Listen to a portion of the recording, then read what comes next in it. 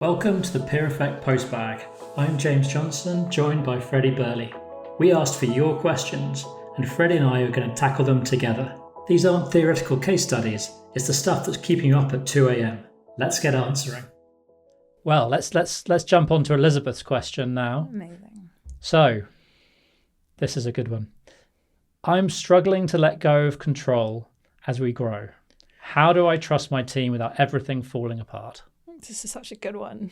And I feel like this is something that a lot of my clients, and I'm sure yours, can relate to. What do you see coming up in your sessions? Well, I think this idea of control is quite an interesting one because I feel a lot of my clients feel out of control, and therefore they look for ways to grab it, which often is not. I do think that our clients should be in control, but I think it means something slightly different as you scale. Yeah. And I think how you maintain that control while trusting people is a really key balance to get right. Because if you try and get that control from micromanagement or through sort of really sort of tight systems or just some micro behaviors, it can just, I think, tire yourself out and it can tire your team out. Yeah. Whereas actually, if you can do it through like invisible systems, and you can do it through trusting the right people and sort of categorizing people effectively. Yeah. For me, I think that's the big one. It's kind of like if you've got the right people in your team, and you know who you're delegating to, you can let go more and do it in a control thing. Yeah. And I've really seen this kind of transition with founders. Often they come in and they start being very kind of idealistic. They start the business and they go, oh, in my business is going to be different. We're not going to have KPIs, not the stuff. We're just going to I can trust people. They'll hire great people. They'll do great work, and it's going to be this paradise. And then they end up where like nothing happens. People are confused. Yeah. And it's actually it doesn't work. And then they kind of flip to the opposite. Like, oh well, people are rubbish. They suck. I need to micromanage them. I need to be on top of everything. And then eventually they get to kind of this equilibrium of kind of structured freedom where it's kind of very kind of there are boundaries. You've been very clear as the founder. You've good hiring processes. You check in on people to make sure they're not struggling and doing good work. Yeah. And that's where you want to get to. Yeah, 100%. I couldn't agree more. I see that pendulum switch as well. And then this kind of equilibrium in the middle almost, which is dynamic and ever moving. But I think when you replace control, that desire to control things that are fundamentally out of your control, which is generally like people and their behavior and their you can't control what they're doing, but you can control inputs like hiring for competence and hiring for behaviors that align with your organization or your company or your team. And I think about switching up the control more for clarity. So how can you create a sense of clarity in your team around what great looks like, exactly as you described, rituals that allow you to check in with people in a way that's empowering as opposed to disempowering. But also that sense of context. So why are you doing what you're doing? Why is it important? How do they feel? Like, do they feel connected to the broader mission and the purpose of the company and the purpose of their role?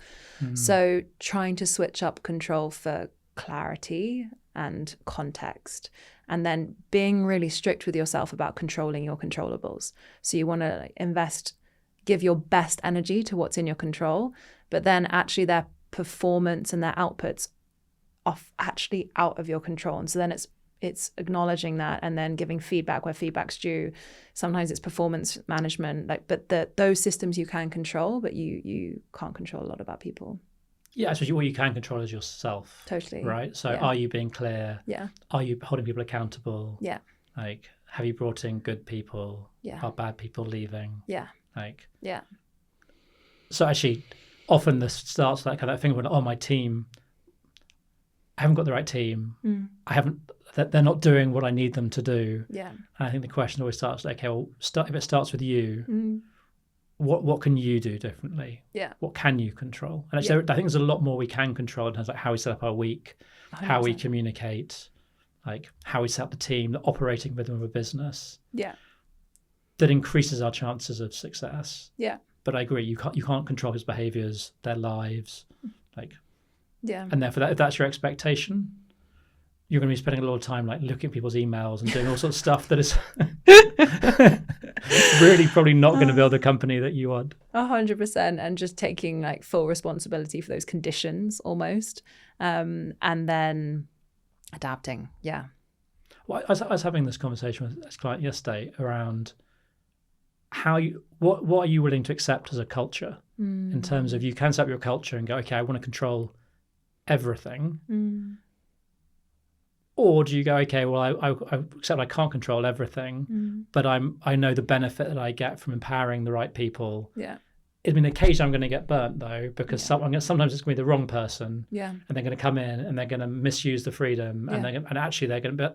You need to trust yourself that actually the benefit from the culture that you want is greater, and that you can course correct and change that person when you identify them. It's so true, and if you have the right process in place or the right structure in place, even when you do have a challenging performer or someone who's very culturally misaligned, often it can be they can bring gifts with them too, of like helping you understand what great looks like and what you don't want to create, and also giving the team an example of what's misaligned and what's aligned. And it can be quite a helpful, almost like sense checker. Yeah. And also it calls parts of it's hard managing challenging people in your team and kind of fighting the nuance of, is it bad enough? Is it like where like that? I think often it really challenges you to become way more self-aware and way more clear about what you really want and what's important and what works and what doesn't work. But it can be quite a brutal process moving through it. I totally agree, Freddie. This has been, I've really enjoyed this episode of Peer Effect Postbag. I hope you'll keep on sending in such good questions. I mean, I think those are 3 really good ones. They're really rich, and I think questions that a lot of founders are going to relate to. I also learned a lot from what you shared, so thank you. Me too, Freddie, as always. So if people want to send us the questions, they can get in touch with me, like james@peereffect.com, or with you. Yeah, you can find me on LinkedIn, so Freddie Birley, or that's actually probably the best place. Yeah. Perfect. What's been your sort of big takeaway from today? Interestingly, like sitting in the nuance of some of these questions around burnout or around letting go of control. It's not just one framework that can help you get through things. It's like sitting in the nuance and trial and error and growing through that process. So yeah, I've really enjoyed it. Thank you. What's your takeaway? I think it's just that you hear that one question from someone. You probably hear that question like repeatedly throughout the year from different clients, but each time the question comes up, there is a different nuance to it. Yeah. There's a different backstory to it. So it's never really, it's not really a cookie cutter. Oh, this happens, do this. Yeah, 100%. There is just all founders are going through a similar experience, but what they're experiencing there is very different. Yeah. Yeah. And always that in coaching, I'm always reminded of how similar we are. Like the fundamentals of humans are so similar, but then the way it manifests in the world is so different. So yeah, thank you. My pleasure. Look forward to doing the next one. Yes, me too.